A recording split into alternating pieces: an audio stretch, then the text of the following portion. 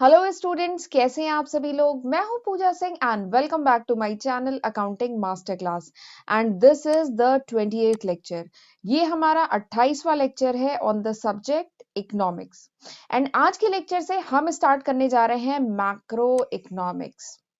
हम लोग micro economics complete पढ़ चुके हैं। ऑलमोस्ट जितने भी इंपॉर्टेंट टॉपिक थे माइक्रो इकोनॉमिक्स के वो मैंने कोशिश की है कि उनको कवर कर लूं और उनको मैंने 27 वीडियो लेक्चर्स में कवर किया है। ठीक है, और 100 एमसीक्यू भी कराए हैं इकोनॉमिक्स पर, जो कॉम्पिटिटिव एग्जाम के पॉइंट ऑफ व्यू से बहुत ही इंपॉर्टेंट है। और ये जो एमसीक्यूज है इनको मैंने 11 वीडियो लेक्चर्स में कवर किया है। बहुत डिटेल में हर क्वेश्चन विद सॉल्यूशन मैंने डिस्कस किया है। तो मैं जरूर चाहूंगी कि आप उसका फायदा उठाइए, खुद भी पढ़िए और फ्रेंड्स के साथ भी जरूर शेयर करिए। ठीक है, तो चलिए आज हम स्टार्ट करने जा रहे हैं मैक्रो इकोनॉमिक्स। तो चलिए पहले डिटेल में देख लेते हैं कि आज के लेक्चर में हम क्या डिस्कस करेंगे। सबसे पहले तो मैं आपको ये बताऊंगी कि मैक्रो इकोनॉमिक्स क्या होता है। ठीक है, इसका क्या मतलब है। उसके बाद micro economics and macro economics के बीच में हम डिफरेंस देखेंगे। उसके बाद आपको स्कोप बताऊंगी and then we will discuss the significance of macro economics. Right. और चैनल पे फर्स्ट टाइम आए हैं तो मेरे चैनल को जरूर सब्सक्राइब कर लीजिएगा, क्योंकि मेरे चैनल पे आपको कॉमर्स स्ट्रीम के जो डिफरेंट सब्जेक्ट्स हैं उनकी वीडियो लेक्चर सीरीज मिलती है। और ये जो स्क्रीन पे आपको सब्जेक्ट्स दिख रहे हैं ये मैं ऑलरेडी अपने चैनल पे कवर कर चुकी हूँ। ठीक है, मैंने अपने चैनल पे आज की तारीख यानी दिसंबर 2021 तक अप्रोक्सीमेटली 300 वीडियो लेक्चर्स अपलोड किए हैं। तो मेरा बस यही कहना है कि इन वीडियोस का फायदा उठाइए, ये मैंने आपके लिए ही अपलोड किया है। एग्जाम भी आने वाले हैं। ठीक है, तो इन वीडियो लेक्चर्स की मदद से खुद भी पढ़िए और अपने फ्रेंड्स के साथ भी इन्हें ज्यादा से ज्यादा शेयर करिए। राइट। तो चलिए फिर बिना टाइम वेस्ट किए जल्दी से हम अपना लेक्चर स्टार्ट करते हैं। Macro economics. वैसे जब मैंने माइक्रो इकोनॉमिक्स, जब मेरा पहला लेक्चर था इकोनॉमिक्स का, वो जब स्टार्ट किया था तो वहां पे भी क्योंकि मुझे इकोनॉमिक्स बताना था और फिर वहां पे जो बेसिक इकोनॉमिक्स की दो ब्रांचेस हैं वहां पे भी डिस्कस हुआ था, तो वहां पे भी मैंने थोड़ा सा मैक्रो इकोनॉमिक्स के बारे में बताया था। बट यहाँ थोड़ा सा मैं आपको डिटेल में मैक्रो इकोनॉमिक्स बताने जा रही हूँ। तो मैक्रो इकोनॉमिक्स क्या है। ये जो वर्ड है मैक्रो, ठीक है, ये जो इंग्लिश का वर्ड है मैक्रो, इसका ओरिजिन हुआ है ग्रीक वर्ड मैक्रो से। ठीक है, जिसका मतलब होता है लार्ज। तो मैक्रो इकोनॉमिक्स में बेसिकली हम स्टडी करते हैं लार्जर पर्सपेक्टिव ऑफ इकोनॉमिक। किसी भी इकोनॉमी का जो लार्जर पर्सपेक्टिव है यानी पूरी इकोनॉमी को एज अ होल स्टडी किया जाता है मैक्रो इकोनॉमिक्स में। जबकि माइक्रो, जो इससे पहले आपने माइक्रो इकोनॉमिक्स पढ़ा था ना, वहां पे क्या था, वहां पे हम आई मतलब इंडिविजुअल लेवल पे स्टडी कर रहे थे। वहां पर हम जो पूरी इकोनॉमी है उसको इंडिविजुअल फर्म, इंडिविजुअल के पॉइंट ऑफ व्यू से स्टडी कर रहे थे। ठीक है, बट ये जो मैक्रो इकोनॉमिक्स है यहाँ पर हम स्टडी करते हैं इकोनॉमी एज अ होल, पूरी इकोनॉमी की स्टडी करते हैं। ठीक है, तो मैक्रो इकोनॉमिक्स क्या है, ये एक ब्रांच ऑफ इकोनॉमिक्स है जिसमें जितनी भी इकोनॉमिक प्रॉब्लम्स है, इकोनॉमिक इश्यूज हैं, उनको स्टडी किया जाता है at macro level, at larger level, at the level of the economy as a whole, यानी पूरी इकोनॉमी के पॉइंट ऑफ व्यू से यहाँ पे मैटर्स को डिस्कस किया जाता है, इकोनॉमिक प्रॉब्लम को डिस्कस किया जाता है। ठीक है, अब चलिए मैं आपको डिफरेंस बताती हूँ micro economics and macro economics के बीच में डिफरेंस। ठीक, देखिए ये जो वर्ड है माइक्रो, इसमें देखिए मैंने आई को रेड कलर से किया है, हाईलाइट किया है, और मैक्रो में मैंने ए को हाईलाइट किया है। ठीक है, तो बेसिकली माइक्रो इकोनॉमिक्स में आई, आई मतलब इंडिविजुअल। तो माइक्रो इकोनॉमिक्स वो ब्रांच ऑफ इकोनॉमिक्स है जहां पर हम इकोनॉमिक प्रॉब्लम की स्टडी करते हैं एट एन इंडिविजुअल, इंडिविजुअल के लेवल पे, इंडिविजुअल फर्म के लेवल पे, इंडिविजुअल हाउस होल्ड के लेवल पे प्रॉब्लम की स्टडी की जाती है। लेकिन जो मैक्रो इकोनॉमिक्स है, ए मतलब एग्रीगेट।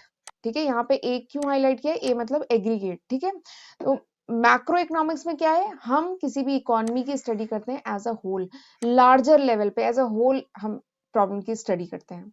ठीक है, तो this is the first difference between micro and macro economic. दूसरा जो डिफरेंस दोनों के बीच में ये है कि माइक्रो इकोनॉमिक्स जो होती है इसको थ्योरी ऑफ प्राइस भी कहा जाता है। ठीक है, जबकि जो मैक्रो इकोनॉमिक्स होती है इसको कहा जाता है theory of income and unemployment, sorry employment not unemployment, theory of income and employment. ठीक है, तो this is the other name of macro economics.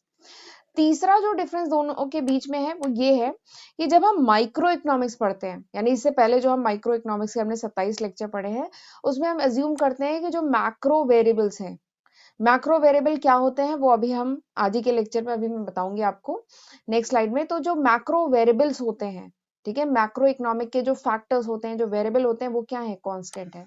ये हम अज्यूम करते हैं जब हम माइक्रो पढ़ते हैं तो, ठीक है। और जब हम मैक्रो पढ़ते हैं, जो हम अब आने वाले लेक्चर्स में पढ़ेंगे, जब हम मैक्रो पढ़ते हैं तो हम अज्यूम करते हैं कि जो माइक्रो वेरिएबल्स हैं दीज आर कांस्टेंट। ये माइक्रो वेरिएबल, माइक्रो इकोनॉमिक के जो फैक्टर्स हैं वो सब कांस्टेंट हैं, ठीक है। तो ये तीसरा डिफरेंस है दोनों के बीच में। चौथा जो डिफरेंस है दोनों के बीच में वो ये है कि जो मार्केट फोर्सेस हैं, ठीक है, मार्केट फोर्सेस मतलब डिमांड सप्लाई, वो एक बहुत ही इंपॉर्टेंट रोल प्ले करता है माइक्रो इकोनॉमिक्स में। आपने पढ़ा था, डिमांड कर्व पढ़ा, पूरी एक थ्योरी ऑफ डिमांड आपने पढ़ा, थ्योरी ऑफ सप्लाई आपने पढ़ा, फिर प्राइस की थ्योरी पूरी आपने पढ़ी माइक्रो इकोनॉमिक्स में, ठीक है।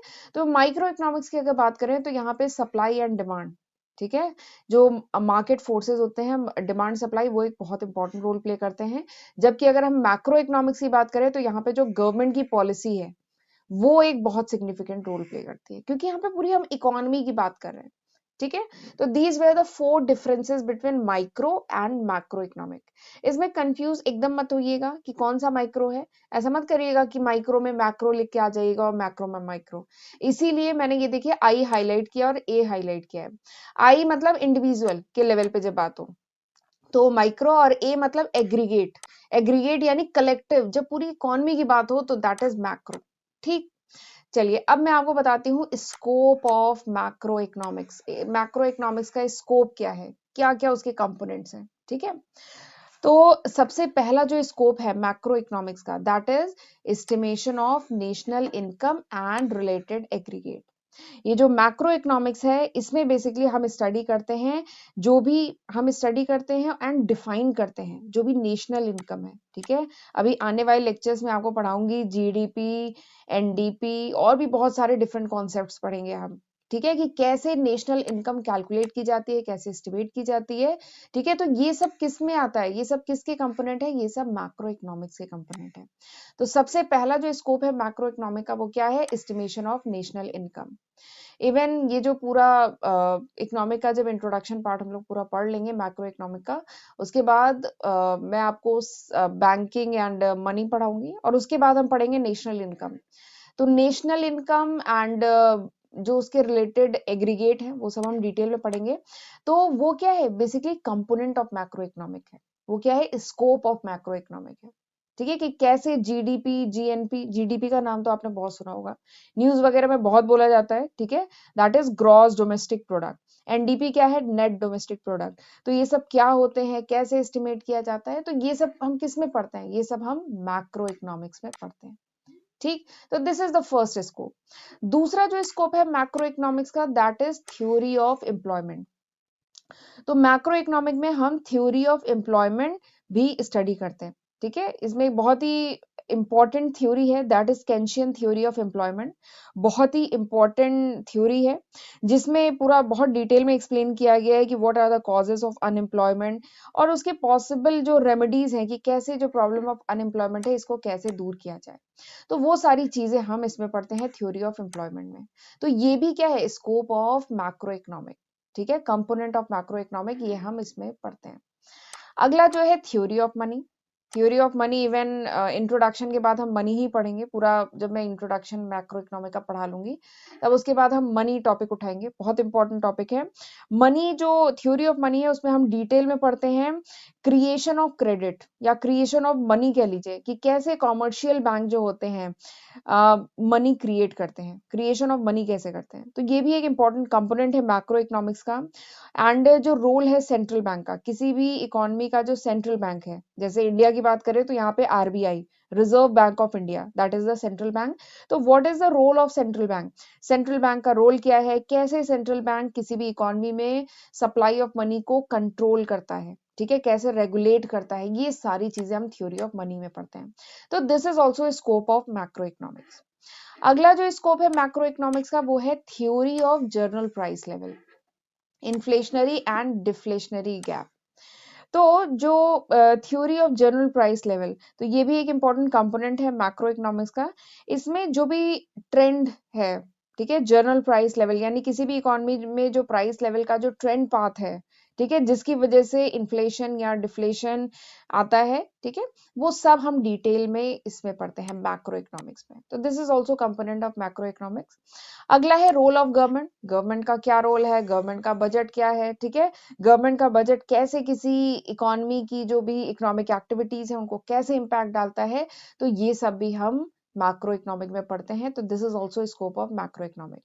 अगला जो कंपोनेंट है मैक्रो कंपोनेंट या कह लीजिए स्कोप जो है मैक्रो इकोनॉमिक्स का, वो ये है एक्सचेंज रेट। एक्सचेंज रेट मतलब फॉरेन एक्सचेंज रेट।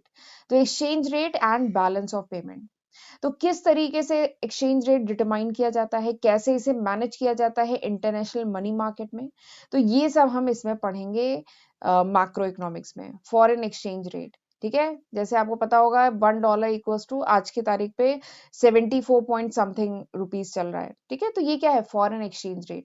तो कैसे इनको रेगुलेट किया जाता है इंटरनेशनल मनी मार्केट में, ठीक है। एंड बैलेंस ऑफ पेमेंट भी एक बहुत इंपॉर्टेंट टॉपिक है, आने वाले लेक्चर्स में इस पे भी एक सेपरेट वीडियो आपको मिलेगी।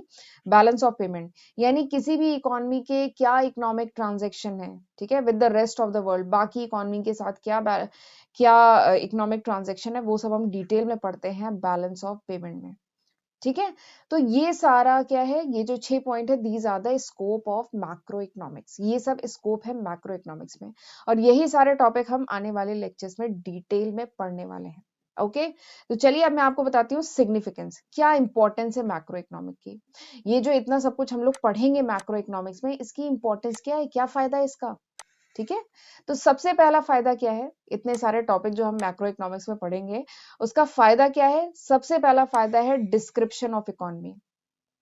डिस्क्रिप्शन ऑफ इकोनॉमी मतलब कि मैक्रो इकोनॉमिक जो है, उसके जो इतने सारे टॉपिक हम पढ़ेंगे, इतना जो स्कोप है मैक्रो इकोनॉमिक का, इसका सबसे पहला जो सिग्निफिकेंस है, सबसे पहला जो फायदा है, that is deep description of economy. यानी किसी भी इकोनॉमी के बारे में डिटेल में अगर आपको जानना है, तो मैक्रो इकोनॉमिक हेल्प करता है। क्योंकि देखिए मैक्रो इकोनॉमिक से आपको किसी भी इकोनॉमी की नेशनल इनकम, डिफरेंट सेक्टर्स की नेशनल इनकम बहुत डिटेल में आप मतलब एस्टिमेट कर सकते हैं, ठीक है।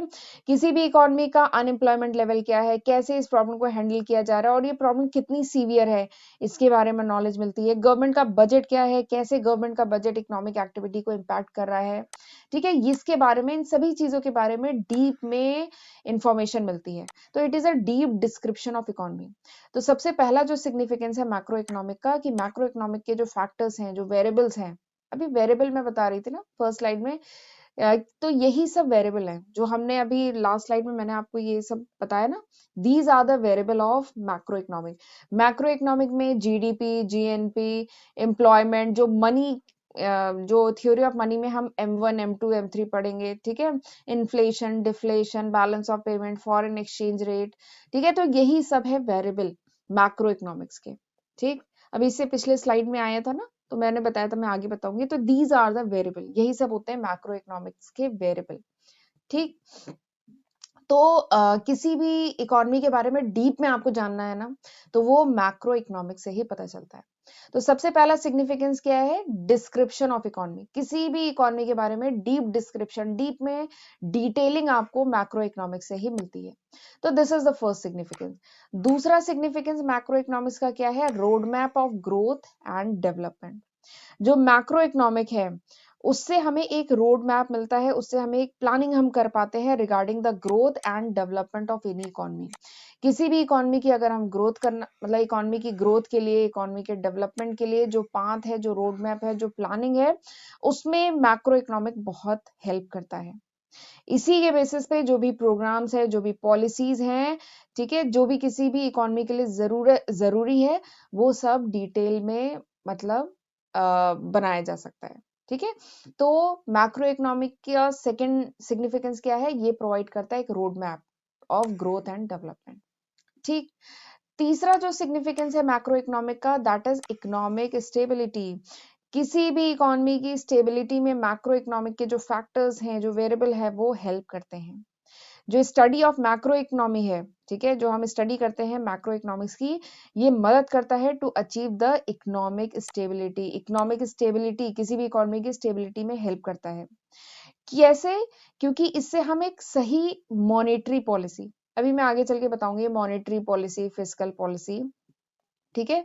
क्योंकि मैक्रो इकोनॉमिक के जो फैक्टर्स हैं ना, वो हेल्प करते हैं किसी भी इकोनॉमी को, हेल्प करते हैं मॉनेटरी पॉलिसी। मॉनेटरी पॉलिसी मतलब ये सेंट्रल बैंक बनाता है, किसी भी इकोनॉमिक कंट्री का सेंट्रल बैंक बनाता है monetary policy. Fiscal policy government बनाती है, ठीक है? तो उसको बनाने में ये मैक्रो इकोनॉमिक के जो फैक्टर्स हैं ये हेल्प करते हैं।